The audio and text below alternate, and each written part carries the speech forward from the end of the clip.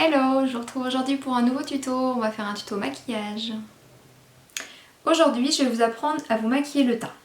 Donc au préalable, vous allez nettoyer votre peau et vous avez mis votre crème de jour. Si comme moi vous avez des rougeurs au niveau du visage, il y a un petit produit miracle.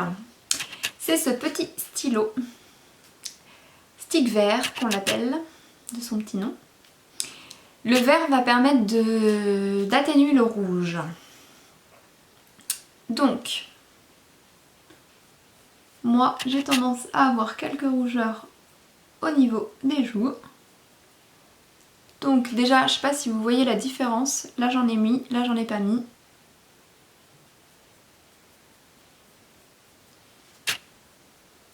Hein, je pense que vous voyez. Donc je camoufle. Alors avec ce produit là, ce qui est important, c'est de faire chauffer un petit peu la matière avec son doigt.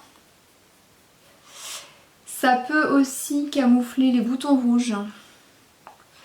L'avantage aussi de ce produit, c'est qu'on a du tea tree dedans, ce qui permet de cicatriser, de purifier les boutons.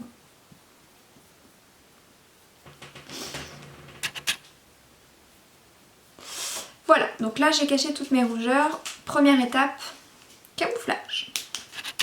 Ensuite on passe au fond de teint. Fond de teint, très important, le choix du fond de teint.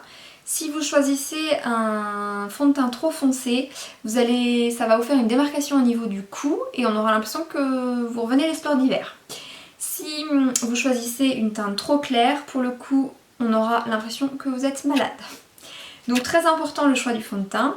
Si vous venez à l'institut pour acheter un fond de teint, essayez de venir démaquiller, c'est plus simple pour nous de le tester parce qu'on le teste juste ici pour trouver la bonne teinte.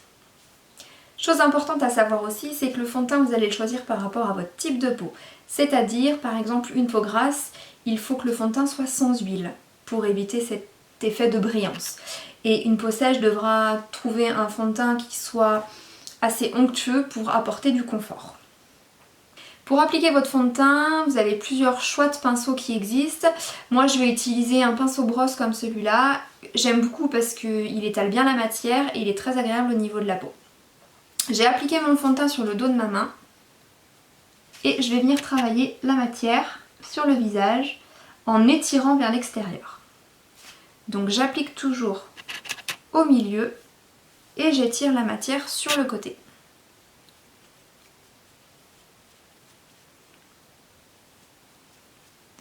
Ça va permettre de bien appliquer votre fond de teint pour un rendu plus uniforme.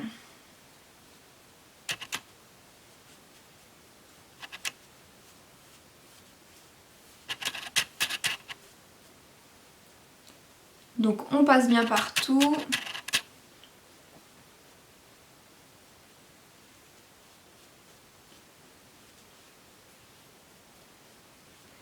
Et vraiment on étire bien la matière.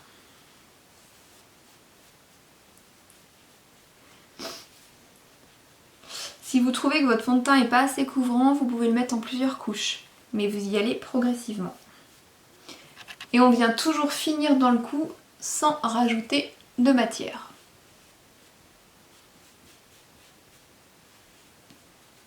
Pour éviter d'avoir un effet de masque. Voilà. J'ai tout de suite meilleure mine. Hein.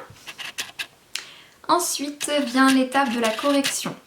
Je vais utiliser un anti-cerne en pinceau que je vais appliquer avec un pinceau boule. Donc là, je viens camoufler mes cernes. Là encore, la teinte se choisit par rapport à votre couleur de peau. Il faut que ce soit un peu plus clair. L'avantage du pinceau boule, c'est qu'il permet de bien étaler aussi la matière et c'est très agréable, plus qu'avec le doigt. Donc avec l'anti-cerne, on peut cacher les cernes, les boutons, tout ce qui est imperfection. On peut aussi cacher les rougeurs.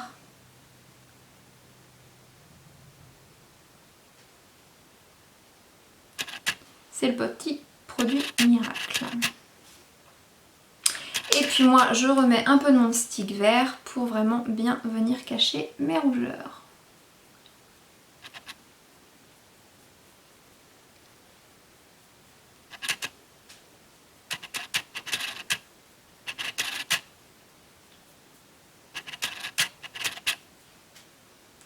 Voilà. Et une fois qu'on a fait tout ça, il va falloir venir fixer les produits que nous avons mis avant. Donc là, moi j'utilise une poudre blanche qui est une poudre transparente, fixante et matifiante. Donc là, avec un gros pinceau, je viens l'appliquer partout sur mon visage.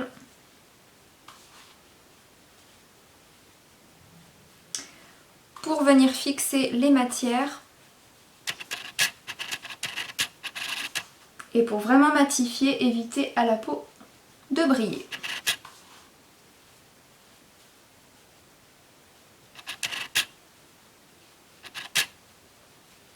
Voilà. Touche finale pour vraiment donner bonne mine, le fard à joues ou la terre de soleil. Moi j'utilise du coup une terre de soleil que je viens appliquer en forme de 3, comme ça.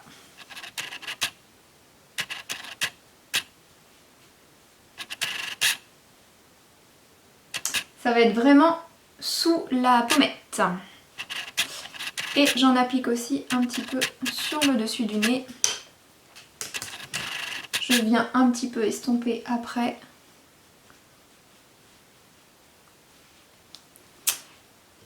Et je n'oublie pas de passer une petite brosse dans les sourcils pour enlever la matière qui s'est glissée dans les sourcils. Et mon teint est terminé. J'ai meilleure mine. Et voilà, maintenant vous avez toutes les clés en main pour vous faire un joli teint, pour vous donner bonne mine. Et même si on est en confinement, vous pouvez quand même vous maquiller, ça fait du bien au moral. Voilà, je vous embrasse!